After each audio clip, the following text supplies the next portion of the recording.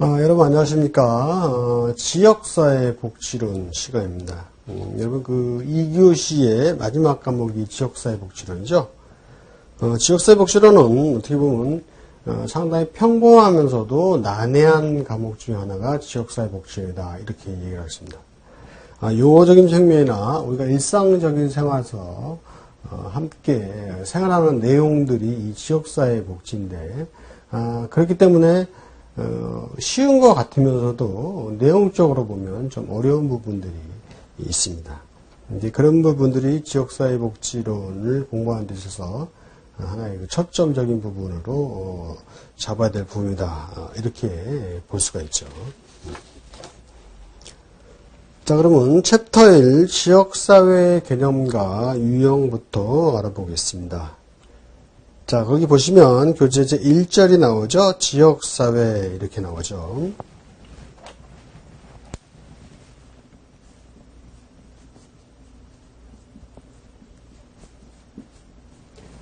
자, 이 지역사회다 하면 우리가 일반적으로 공동체 이렇게도 얘기를 하죠. 그리고 이것은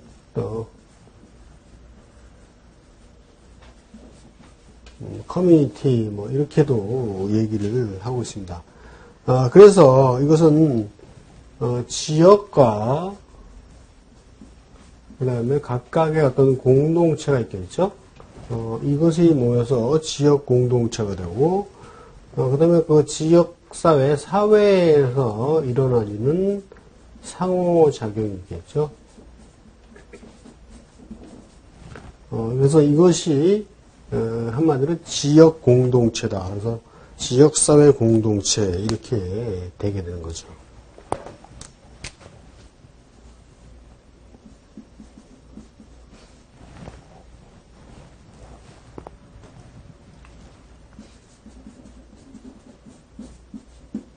이렇게 되는 거죠.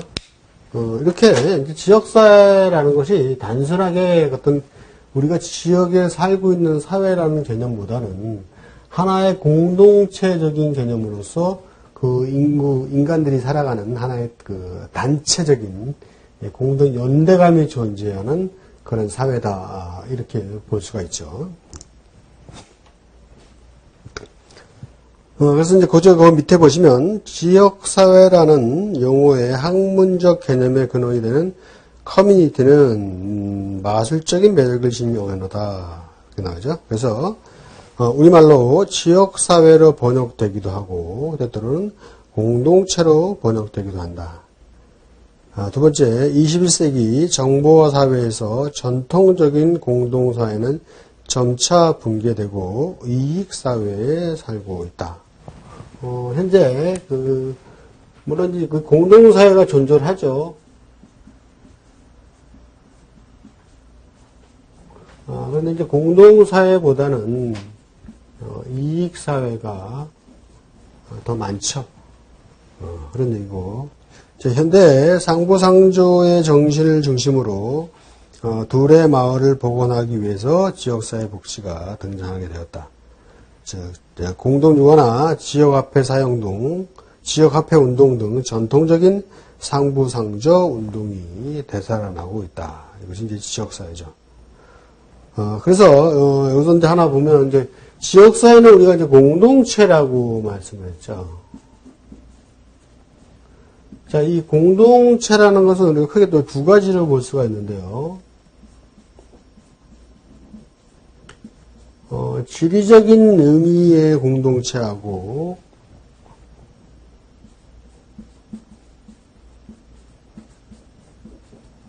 기능적인 의미의 공동체를 보십니다.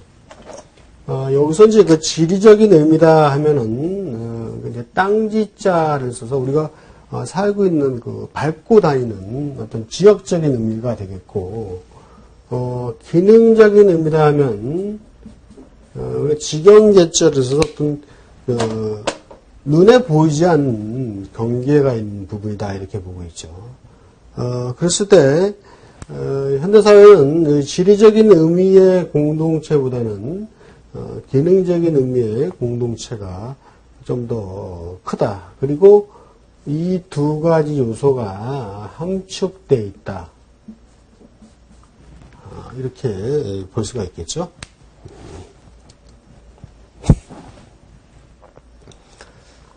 다음 두 번째 지역사회 복지요. 자, 지역사회를 개입 대상으로 보고 그곳에 존재하는 각종 문제를 예방하거나 해결하고자 하는 일체 사회적 노력이다. 자, 이것이 지역사회인데, 그렇다면 지역사회 복지는 무엇인가? 이죠. 자, 지역사회.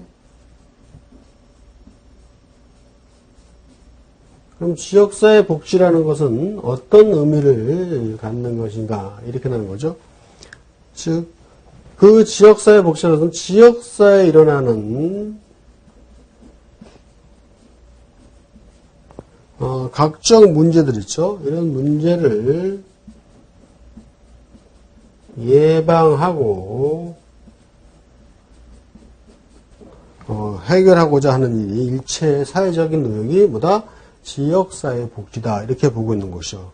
그래서 그 밑에 자, 지리적 경계에 대한 구체적인 지적 없이 사회적 동질성을 강조하는 의견이 있고, 민주주의의 이념을 실현시킬 수 있는 가장 기본적인 단위로 보는 의견도 있고, 사회적 상호작용의 역동성을 강조하는 의견도 있다.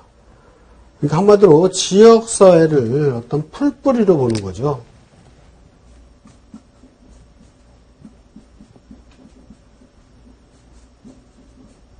풀뿌리로 보는 거죠. 다음,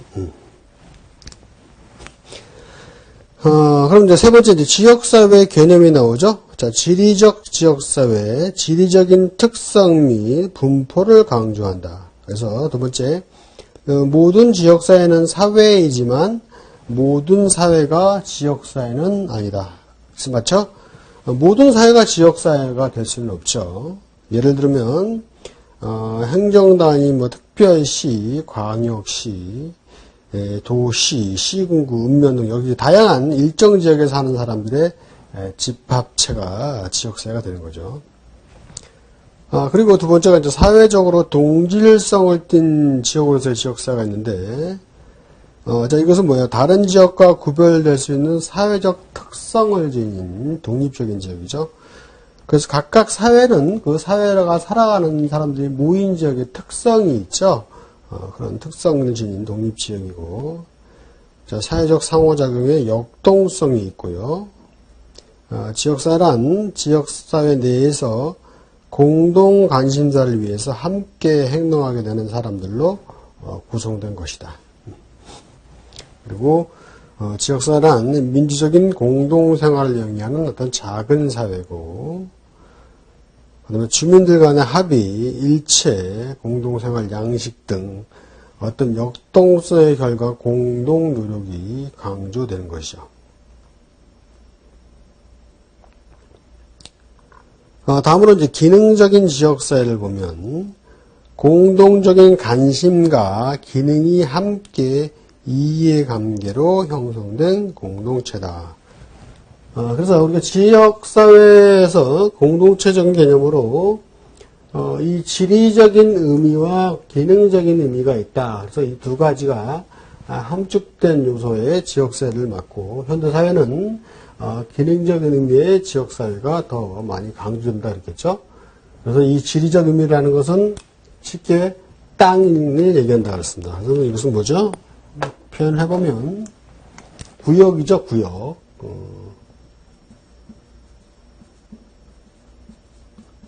어떤 행정구역적인 측면을 볼 수가 있고, 기능적인 의미라는 것은 뭐예요? 어떤 지경계자의 경계선을 가지고 있는 그 지역사회다 이렇게 얘기를 했으니까, 공동의 관심사는 뭐예요?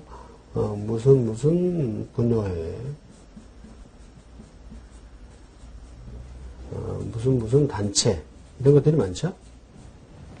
이런 부분들이 기능적인 의미의 지역사회로 보고 있는 것이죠.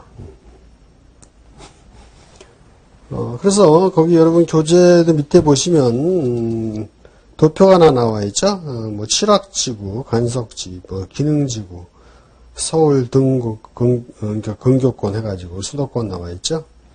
그래서 이건 쉽게 이해를 하실 수 있으실 겁니다. 다음에 4번으로 가서요. 자, 지역사회로서 여기에 대한 두 가지 관점을 우리가 좀 봐야 되는데요. 자, 지역사회에 대한 두 가지 관점, 즉 지역사회가 필요한 이유죠. 첫 번째가 구조적인 관점이 있고, 두 번째가 사회심리학적인 관점, 이렇게 두 가지가 나왔죠. 자, 그럼 구조적인 관점이라는 것은 뭐냐면, 자, 지역사회를 개인과 국가를 연결하는 고리로 본다는 거죠. 관점에서 첫 번째, 구조적인 관점이죠.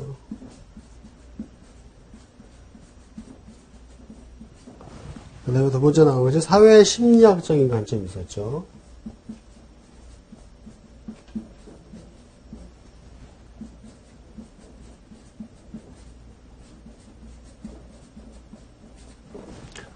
구조적인 관점은 그 개인과 국가를 연결고리로 본다고 하죠. 자, 이 얘기는 뭐냐면, 일단 이제 국가가 있죠. 자, 국가 안에는 누가 있어요? 개인이라는 존재가 있죠. 그럼 이 중간에는 뭐가 있어요? 지역사회가 있죠.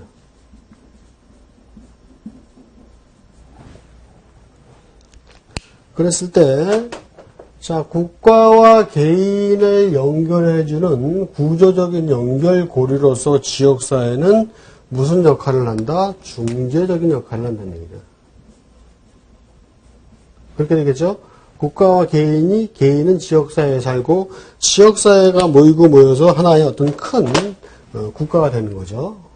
이렇게 이해를 하시면 되겠고. 그 다음에 이제 지역사회가 도시, 읍면, 근린 지역 등으로 조직화되는 거죠. 자, 두 번째가 조직화. 이것은 그 하나의 그 지역적인 측면이죠. 땅지. 그리고 자, 구조가 많은 정치, 사회적 기능을 수행하고 핵심적 권력으로서 국가와 개인을 중재한다고 보는 관점입니다. 방금 말씀드린 얘기죠. 반면에 사회 심리학적 관점은 뭐예요? 서로의 관심과 관계의 상호작용이다. 여기서 중요한 것은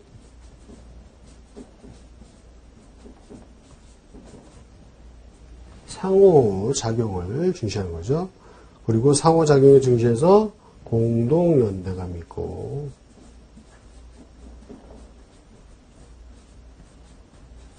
공동연대감을 강조하고, 이것은 이제 테니스의 공동사회 개념의 바탕을 둔 관점이고, 지역사회를 사회적이고 심리적으로 보는 거죠. 사회적이고,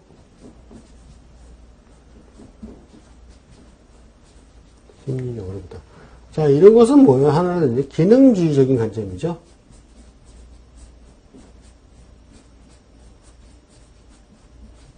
자, 이렇게 보게 하는 거죠. 자, 이것이 이제 지역사회에 대한 두 가지 관점이죠.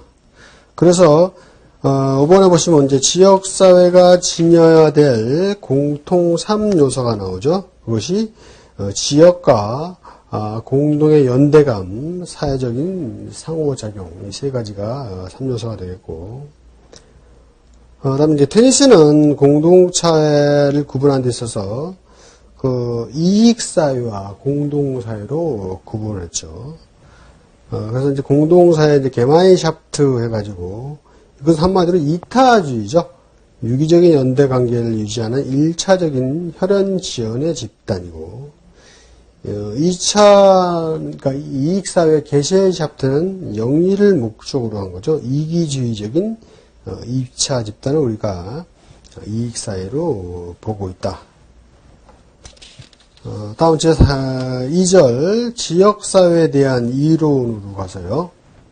지금까지 우리가 이제 지역사회라는 게 어떤 그 지리적인 의미와 기능적인 의미의 요소를 보고 지역사회에 대한 어떤 관점적인 요소를 봤는데, 그러면, 이런 지역사회가 왜 필요하고 왜 유지되어야 되는지 그런 의미입니다.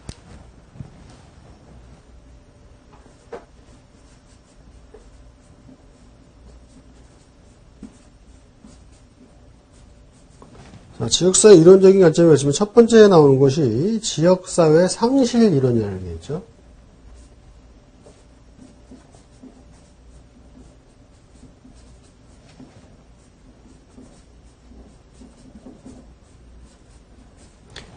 이 지역사회 상실 이론이라는 것은 지역사회가 없어진다는 의미죠. 자, 보세요. 상실된 지역사회의 기능을 대체할 수 있는 국가적인 사회복지 제도의 필요성으로 국가의 개입을 강조한다. 지역사회가 상실됐기 때문에 이건 누가 회복을 시켜줘야 돼요? 국가의 개입으로 회복을 시켜진다. 그래서 국가의 개입을 강조하고, 이것은 우리가 사회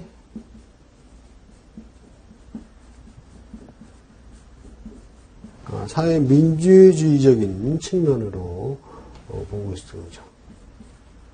이것이 지역사회의 상실입니다. 즉, 이것은 한마디로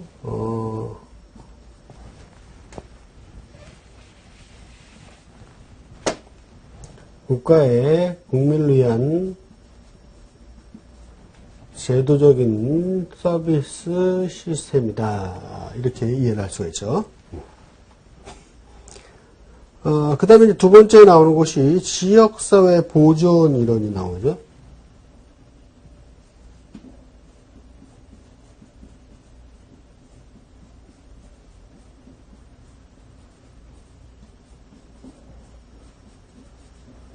자, 이 지역사회 보존 이론은 지역사회 상실 이론과 상반되는 개념으로 이해를 하시면 쉽겠는데요. 먼저, 자, 지역사회 상실 이론에 대한 반론으로 제기된 이론으로 국가의 개입보다는 가족이나 지역사회가 갖고 있는 사회적 지지망으로 상부상조의 기능의 수행을 강조했다. 즉, 이것은 지역사회의 기능을 보호하는 거죠. 지역사회 자체 기능을 보호해서 이것은 국가의 개입을 강조하는 게 아니라 국가 개입을 축소시킨다. 자, 이데올로기적으로 보면 이것은 신자유주의 사상의 출현으로 보시면 되겠습니다. 자, 그랬을 때 이것이 지역사회 상실 이론에 의한 국가의 개입이 전적으로 이루어져야 되느냐, 아니면 지역사회 보존을 위한 지역사회의 기능을 보호하고 그들 자치적으로 해결할 수 있게끔 만들어 놓은 국가의 개입을 축소하는 것이 옳은 것이냐, 이거에 대한 어떤 그 명확한 정답은 없죠. 그래서 나온 것이 지역사회 개방이론, 즉 제3의 대안이 나온 거예요.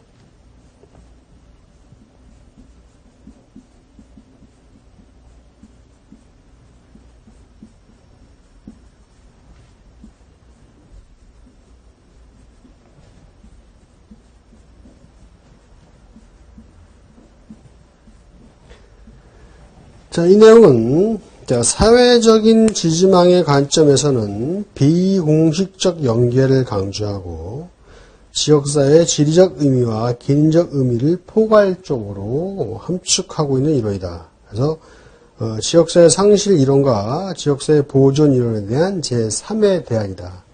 따라서 비공식적인 연계를 강조하고 지역성에 기반을 둔 개념과 공통의 이해와 관심에 기초한다. 이렇게 됐죠. 한마디로 이것은 지역과 기능을 어떻게 해요? 함축시키는 거죠. 같이 서로 그러니까 각각의 갖고 있는 어떤 영향들을 같이 함축시켜서 만들어 놓은 거죠. 그래서 이것은 환경과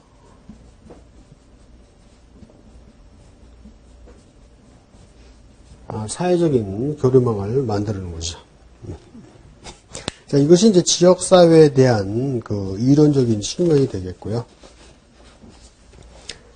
다음 제 3절, 지역사회의 기능과 척도가 나오죠.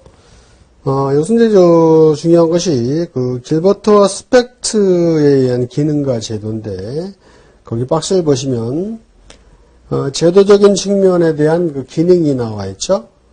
가족과 종교, 경제, 정치, 사회복지 나왔을 때, 그런 가족이라는 것은 어떤 기능을 하는 것이냐, 종교라는 것은 어떤 기능을 하는 것이냐, 이런 의미입니다. 그래서 가족은 사회화 기능을 하는 것이 가족이고, 종교라는 것은 사회 통합적인 기능을 하고, 자, 경제라는 것은 생산과 분배와 소비를 한다는 것이죠. 그리고 정치라는 것은 사회를 통제하고, 사회복지라는 것은 상부상조를 한다. 그래서 여기서 이제 다른 내용들은 쉽게 이해를 하시고 거기 상부상조만 좀 주의하시면 되는데요. 자, 우리가 경제라는 것은 경제는 생산이 있죠. 그렇죠? 그 다음에 소비도 있죠. 그리고 분배도 있죠. 그리고 거기 사회복지에서는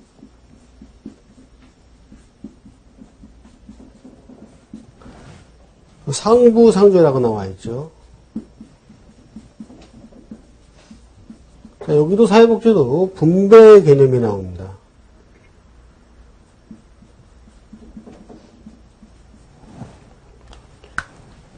그랬을 때 이 경제 의미의 분배를 우리가 1차 분배라고 나오고,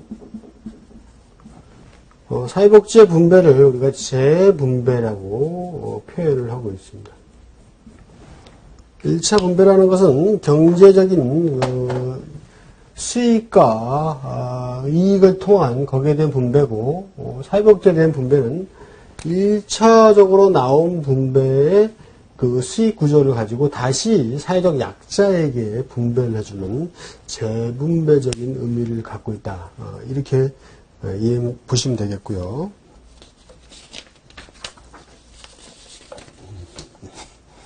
다음 2번, 워런이 제시한 지역사회 특성의 척도 이렇게 나오죠. 첫 번째가 이제 지역사회 하위체계 간의 상호 관련성이 높은 수평적인 유형이다. 그러니까 지역사회의 그 사회체계, 이 체계가 있죠. 여기 이제 하위체계가 있고, 또 다른 또 하위체계가 있죠. 자, 이게 수직적인 관계가 아니라 상호 수평적인 관계를 말한다. 그리고 이것은 이제 타 지역의 의존 정도를 나타내는 지역의 자치성. 각 지역마다 자기 자치 정도, 자치율이 있죠. 그리고 서비스 전달 체계의 인프라, 영역의 일치성, 그리고 자기 지역에 대한 소속감을 갖는 주민들의 심리적인 동일시, 이런 부분들이 지역사회 하위체계 간 상호 관련성이 높은 수평적인 유형이다. 이렇게 봤고요. 그래서 이제 월에는 이런 그 지역사회 기능의 비교 척도로서 지역의 자치성이나 서비스 영역의 일치성, 심리적인 동일시, 수평적 유형이 어느 정도가 되느냐 이렇게 척도화해가지고 비교를 했다는 얘기죠.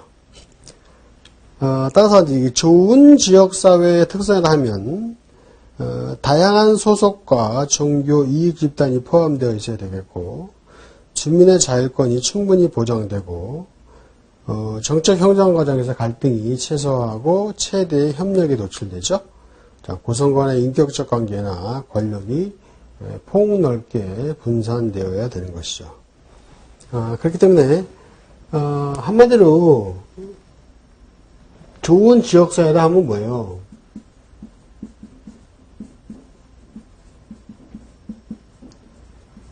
일단은 주민들의 소속감이 높겠죠. 주민들이 갖고 있는 그 자기가 살고 있는 지역의 소속감은 높아질 수밖에 없어요. 이렇게 소속감이 높아진다는 얘기는 뭐예요? 지역사회가 살기 좋다는 얘기죠. 인프라가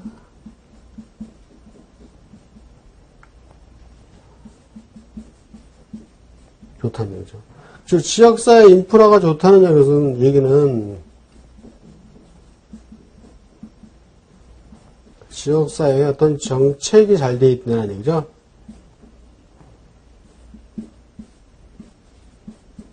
자, 이런 의미죠. 이런 의미가 좋은 지역사회를 보고, 그래서 자치성이나 소속감이나 영역의 일체성 이런 부분이 지역사회에 좋고 나쁨 문제는 하나의 척도다, 이렇게 보고 있는 거죠. 다음 제4절, 그러면 이제 더넴이라는 사람이 지역사회 유형과 기능에 대해서 비교한 게 있는데요. 보시면, 자, 지역사회 유형에서 더넴이죠. 자, 인구의 크기, 경제적인 기반, 행정구역, 그 다음에 인구 구성의 사회적인 특수성. 그래서, 자, 인구가 크기에 따라서 대도시, 중소도시 이렇게 나누죠. 자, 그리고 경제적 기반으로 해서 광산촌도 있겠고, 산촌도 있겠고, 오천도 있겠고, 대표적인 이제 행정구역이죠. 뭐, 특별시, 광역시, 군구 이런 거죠. 그리고 이제 인구 구성의 사회적인 특수성에 따라서, 저소득 밀집 지역, 이주 노동자의 집단 거주 지역 등 어떤 사회적인 특수성을 갖고 있는 구성 지역이다. 그래서 여기서 이제 혼동하지 말아야 될 게, 행정구역이다 하면 어떤 광역시 읍면동으로 해가지고 자체적으로 나눈 건데, 여기 저소득 밀집지역이나 노동자 집단 거주지역이 행정구역상과는 연관이 안 되고, 어떤 사회적인 특수성에 의해서 만들어진 단체다. 이렇게 보시면 되겠고요. 다음에 이제 지역사회 기능과 제도에서 방금 우리가 봤던 이제 길버트와 스펙트인데요. 이것은 이제 길버트와 스펙트에 대한 부분을 다시 한번 세밀하게 분리를 한 건데요. 일단 경제제도는 생산과 분배와 소비의 기능이 있다고 했었죠. 자, 일상생활을 영위하는 데 필요한 재와 서비스를 생산하고 분배하고 소비하는 과정과 관련된 기능이다. 그 다음 뭐예요? 사회화 기능이죠. 자, 사회가 향유하고 있는 일반적인 지식이나 사회적인 가치, 행동 양태를 사회 구성원들에게 전달하는 과정이다. 그래서 이것이 가족제도가 되겠고, 즉 가족이 사회를 구성하는 하나의 어떤 기본 단위가 되잖아요. 그래서 가족제도는 사회화 기능을 받고, 그러면 이제 정치제도가 왜 사회 통제의 기능을 갖고 있느냐? 지역사회에 무질서하고 무규범한 것을 막기 위해서는 뭐가 있어야 돼요? 어떤 통제적인 측면이 있고, 그것은 어떤 단체에서 실시가 가능합니다. 정치적인 측면을 해가지고 어떤 규범을 만들게 되죠. 그렇기 때문에 사회통제는 정치제도로 보고 있고, 그 다음에 이제 사회통합은 종교제도로 보는 거죠. 이제 사회 참여의 기능으로 보고 있는 거죠. 마지막으로 이제 상부상조의 기능, 가장 중요한 기능이죠. 사회복지제도는 상부상조의 재분배 기능을 가지고 있다. 이렇게 보고 있는 겁니다.